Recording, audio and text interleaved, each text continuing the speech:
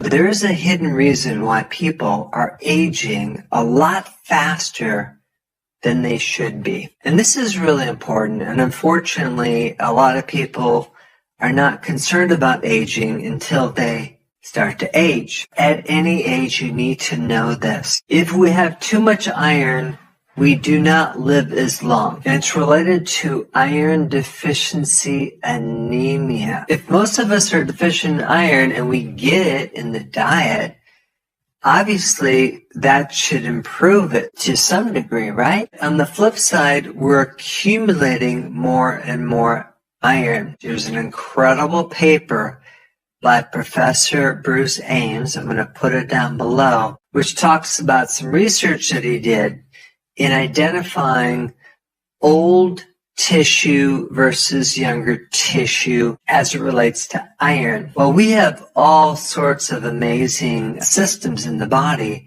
to protect us against iron. Iron rusts out our organs. If you took something called hydrogen peroxide, you probably have it in your medicine chest.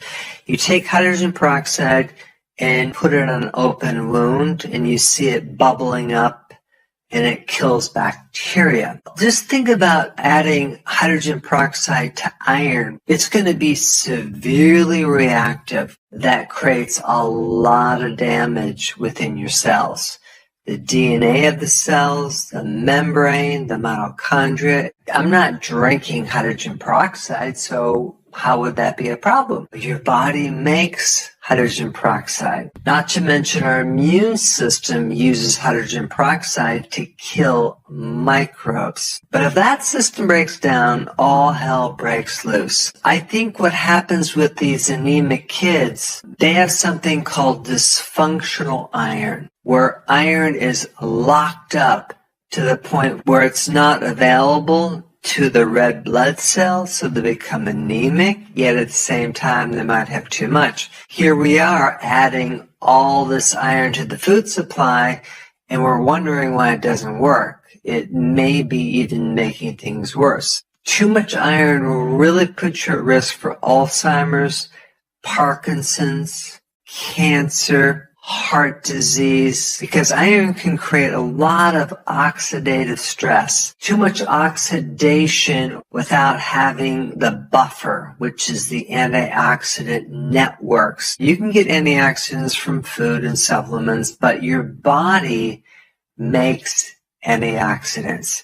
In fact, that's way more important than the antioxidants from the food. A lot of people also have chronic infection.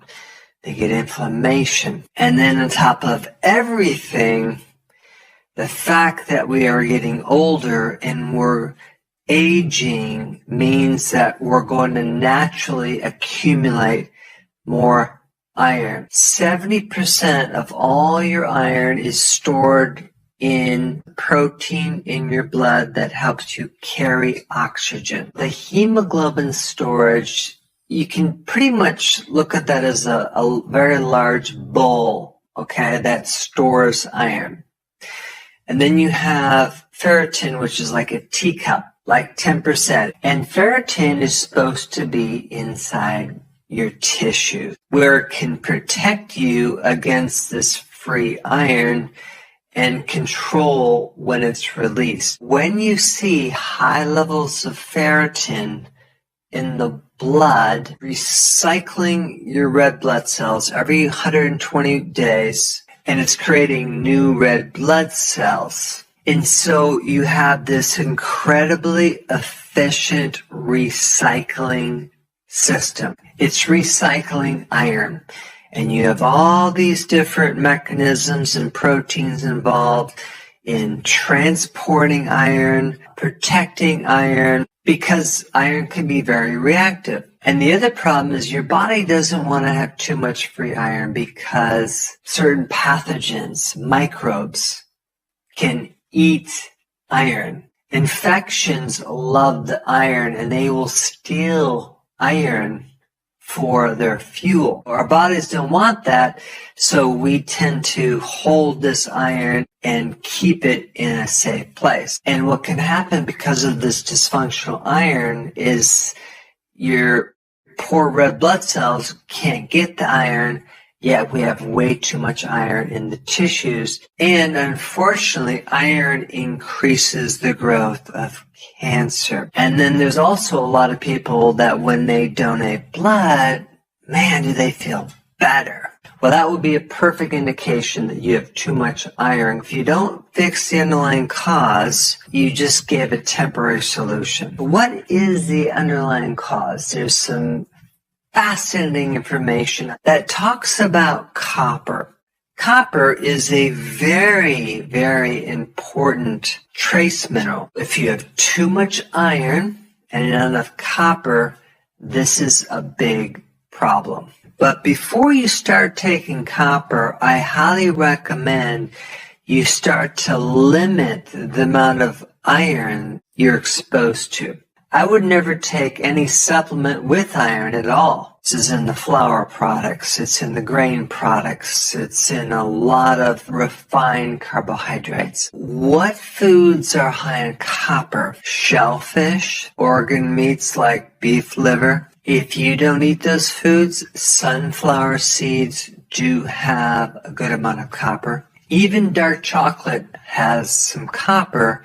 Just make sure you don't get the chocolate with a lot of sugar. How do we make sure our bodies are producing enough antioxidants to counter some of this oxidative stress? To illustrate this, I want to explain a personal thing that happened to me recently. There's a very in-depth test that you can do in your body. It's called a metabolomic test. I was doing this test very frequently, like once every 2 weeks. And what was really interesting about this, it kept showing high levels of oxidative stress. I'm like, that's weird. Upon looking at this deeper, I realized what it was. I was exercising like crazy, and exercise produces a tremendous amount of oxidative stress as well as hydrogen peroxide. What I personally needed to do to counter that